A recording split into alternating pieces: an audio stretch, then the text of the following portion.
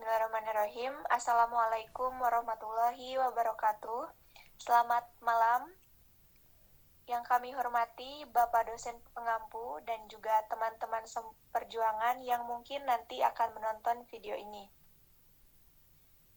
Puji dan juga syukur, marilah kita panjatkan kehadirat Allah Subhanahu wa Ta'ala, Tuhan yang Maha Esa.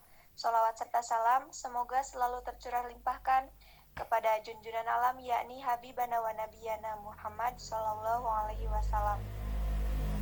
Pada kesempatan kali ini, kelompok kelima akan memaparkan materi mengenai muamalah interaksi dalam Islam. Sebelumnya, perkenalkan, saya Pina Fitriani selaku perwakilan dari kelompok 6 yang pada kesempatan kali ini akan memandu berjalannya presentasi dari kelompok 5. Selanjutnya, saya akan memperkenalkan anggota dari kelompok 5, yaitu ada Rianti, Syafrizal, Rihasi, dan juga Zaid. Untuk selanjutnya, saya juga memohon maaf karena pada kesempatan kali ini tidak bisa on cam karena ada beberapa kendala. Saya ucapkan Bismillahirrahmanirrahim untuk memulai acara presentasi kali ini. Kita langsung saja kepada pematerian. Untuk materi pertama akan disampaikan oleh Rianti. Kepada Rianti dipersilahkan. Moderator yang telah mempersilahkan saya untuk membahas materi. Di sini saya akan membahas 3 materi. Yang pertama yaitu konsep dasar muamalah. Dalam ilmu fikih ada 2 jenis pengertian. Yang pertama, muamalah dalam arti luas, yakni merupakan aturan Allah Subhanahu wa Ta'ala yang mengatur hubungan manusia dan usaha mereka dalam mendapatkan kebutuhan jasmani dengan jalan yang terbaik. Kemudian yang kedua, muamalah dalam arti khusus atau sempit, yakni merupakan kegiatan tukar-menukar suatu barang dengan sesuatu yang bermanfaat dengan menggunakan cara-cara sesuai dengan aturan Islam. Kemudian, ruang lingkup muamalah. Yang pertama, al-muamalah al-adabiyah, yakni berhubungan dengan kegiatan adab dan akhlak, mencakup beberapa hal berikut. 1. Ijab qabul. 2. Saling meridhoi. 3. Tidak ada keterpaksaan salah satu pihak. 4. Hak dan kewajiban. 5. Kejujuran. 5. Segala sesuatu yang bersumber dari indera manusia yang ada kaitannya dengan peredaran harta dalam hidup bermasyarakat. Kemudian ada al-muamalah al-madaniyah, yakni bersifat kebendaan. Muamalah yang bersifat madiyah mencakup beberapa hal, diantaranya yang pertama al-bai'al tijarah atau jual beli, yang kedua al-rahan yaitu gada, yang ketiga kafalah wa daman yakni jaminan dan tanggungan, kemudian hiwalah yang artinya pemindahan hutang, taflis jatuh bangkrut, asyikrah artinya perseroan. Kemudian ada prinsip-prinsip dalam bermuamalah. Muamalah mempunyai prinsip sebagai pedoman dalam mengatur kegiatan muamalah. Prinsip tersebut diantaranya sebagai berikut. Yang pertama, mubah atau boleh, kecuali jika ada Al-Quran dan hadis Nabi yang melarangnya. Yang kedua, termasuk urusan duniawi atau berbeda dengan urusan ibadah. Yang ketiga, dilakukan atas dasar sukarela. Yang keempat, dengan pertimbangan mendatangkan manfaat dan menghindari madarat. Yang kelima, adat kebiasaan. Dan keenam, memelihara unsur keadilan, menghindari unsur-unsur penganiayaan, unsur-unsur pengambilan kesempatan dalam kesempitan. Baik, terima kasih. Mungkin sekian pembahasan yang dapat saya sampaikan. Saya kembalikan kepada moderator. Oke, baik, terima kasih kepada pemateri pertama. Saya harap teman-teman dapat menonton video ini hingga akhir. Untuk selanjutnya, dilanjutkan kepada pemateri yang kedua akan disampaikan oleh Syafrizal. Dipersilakan. Terima kasih ya moderator atas waktunya. 1. Pengertian hak. Bahasa yang berarti tetap, kokoh, dan wujub yang berarti kewajiban atau keharusan. Istilah, ketentuan yang digunakan oleh syara untuk menetapkan sesuatu kekuasaan atau suatu beban hukum. 2.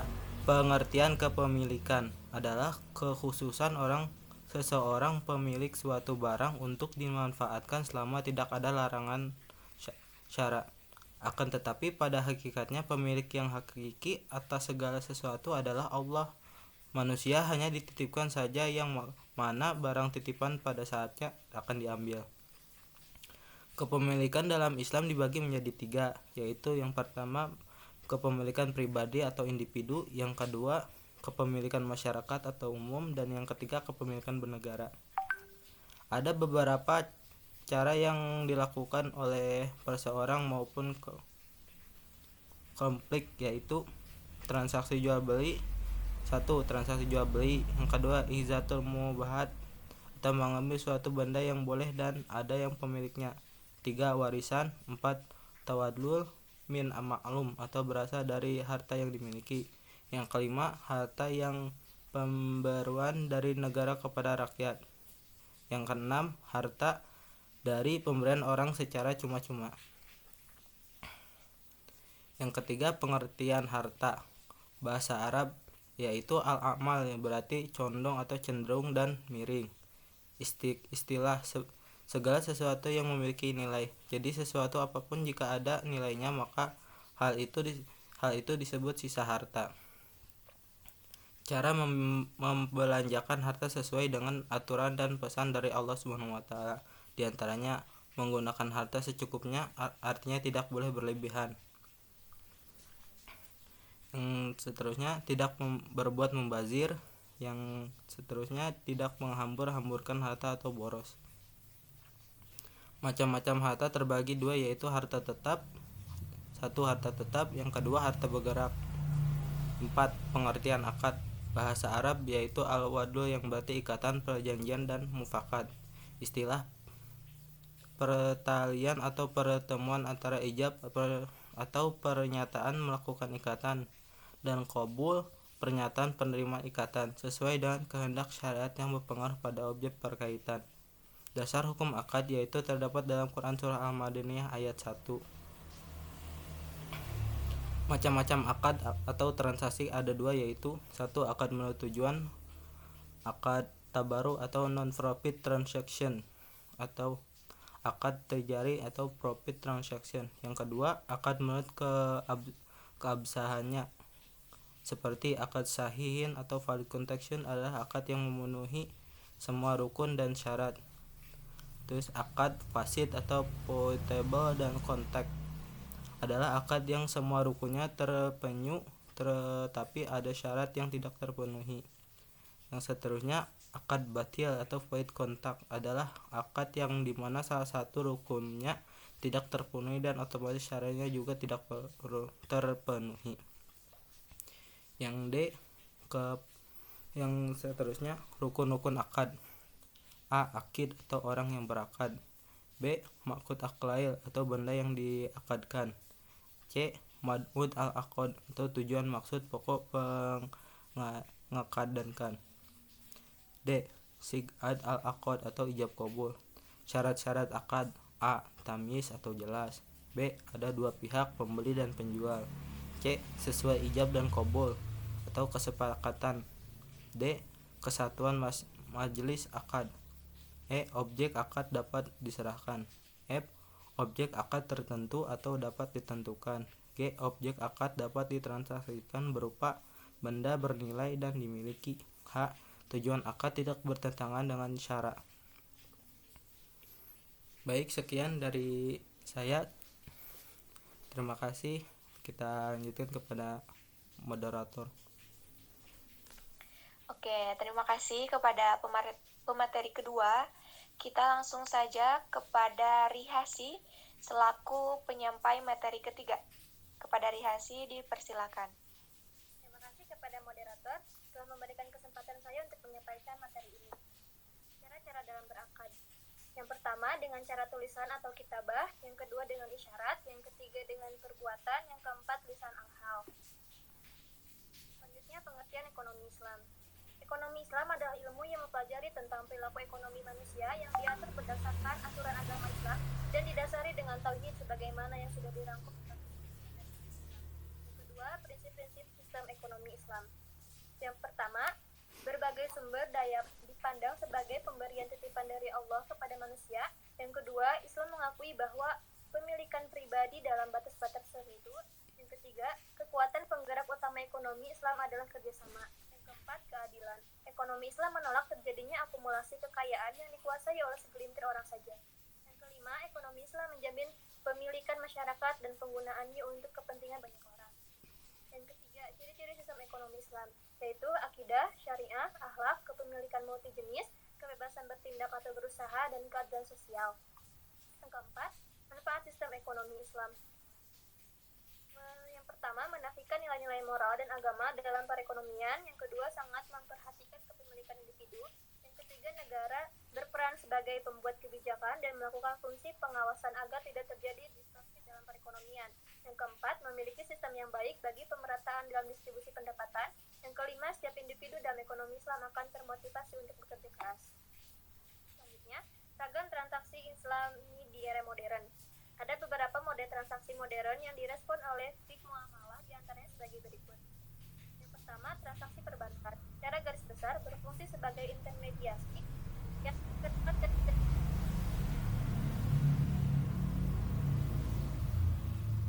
pembiayaan. Yang kedua, transaksi asuransi. Ada beberapa cara yang dilakukan manusia untuk menangani resiko saat terjadinya musibah. Yang pertama, dengan cara menanggungnya sendiri. Yang kedua, mengalihkan resiko kepada pihak lain. Yang ketiga, mengelolanya secara bersama-sama.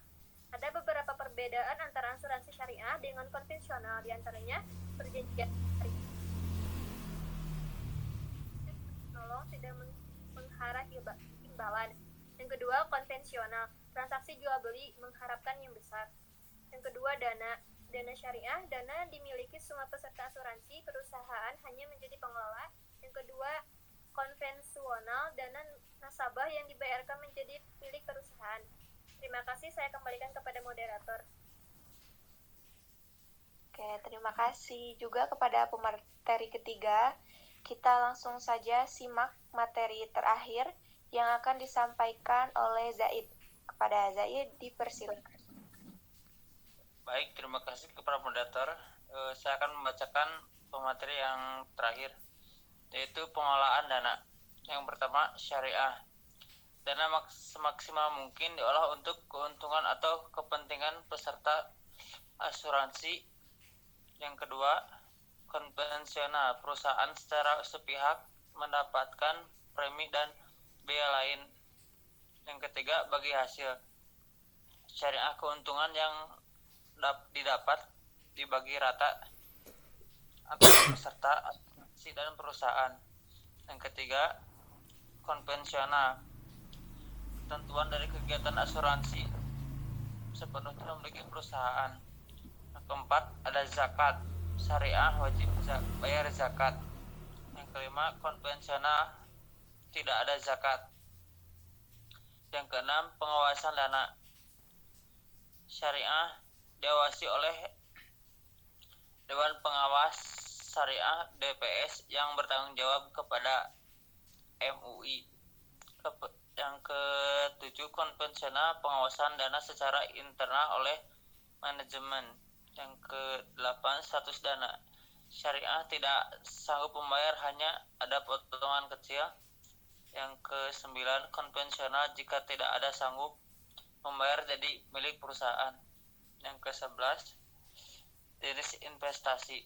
Syariah hanya boleh investasi ke bidang yang tidak dinilai haram. Yang ke-12, konvensional, bebas asal potensi besar mendatangkan keuntungan. Yang terakhir, C, transaksi pasar modal. Adalah tempat di mana modal diperdagangkan antara pihak yang memiliki kelebihan modal, investor dengan yang memerlukan dana user untuk mengembangkan investasi. Pasar modal sama seperti pasar biasa pada umumnya, yaitu terdapat bertemunya penjual pembeli dan objek yang diperjualbelikan adalah hak kepemilikan perusahaan dan surat pernyataan hutang perusahaan. Cukup sekian dari saya. Terima kasih, saya kembalikan kepada moderator. Baik, terima kasih kepada teman-teman kelompok 5 yang sudah memaparkan materi muamalah interaksi dalam Islam ini dengan baik. Dan juga terima kasih banyak kepada teman-teman yang sudah berkenan nonton dari awal hingga akhir. Semoga apa yang disampaikan dapat bermanfaat bagi kita semua. Mungkin Amin. sekian yang dapat kami sampaikan. Mohon maaf apabila terdapat banyak kesalahan. Selamat menjalankan ibadah puasa. Wabillahi taufiq wal hidayah. Wassalamualaikum warahmatullahi wabarakatuh. Waalaikumsalam warahmatullahi wabarakatuh. Wabarakatuh.